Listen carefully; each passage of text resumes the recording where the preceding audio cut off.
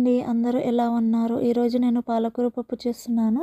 దానికోసం ముందుగా ఒక కప్పు శనగపప్పు ఇలా కడిగి పెట్టుకున్నానండి. ఒక కప్పు శనగపప్పుకి ఒక పాలకూర కట్ట వేస్తున్నానండి. ముందుగా స్టవ్ పై కడాయి పెట్టుకొని ఆయిల్ పోసుకొని ఒక ఉల్లిగడ్డ సన్నగా తరుక్కొని ఇలా బాగా ఫ్రై చేసుకోవాలండి.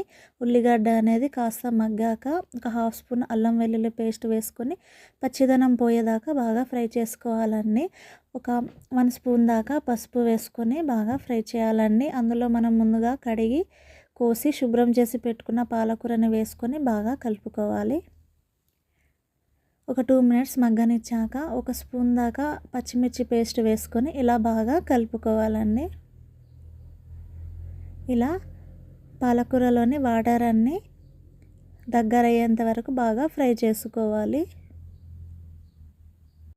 పాలకూర అనేది ఇలా బాగా మగ్గాక ఒక స్పూన్ దాకా సాల్ట్ వేసుకొని కలుపుకోవాలండి. మనం ఇంతకు ముందే బాగా ఉడకబెట్టి పెట్టుకున్న పప్పుని పప్పు గుత్తితో మెత్తగా రుబ్బుకొని పప్పు మిశ్రమాన్ని పాలకూరలో వేసి బాగా కలుపుకోవాలి. పప్పుని బాగా కలుపుకొని అందులో తగినన్ని వాటర్ పోసుకొని బాగా కలుపుకోవాలి. పోపు వేసుకున్నాక ఎంతో టేస్టీగా ఉండే పాలకూర పప్పు రెడీ.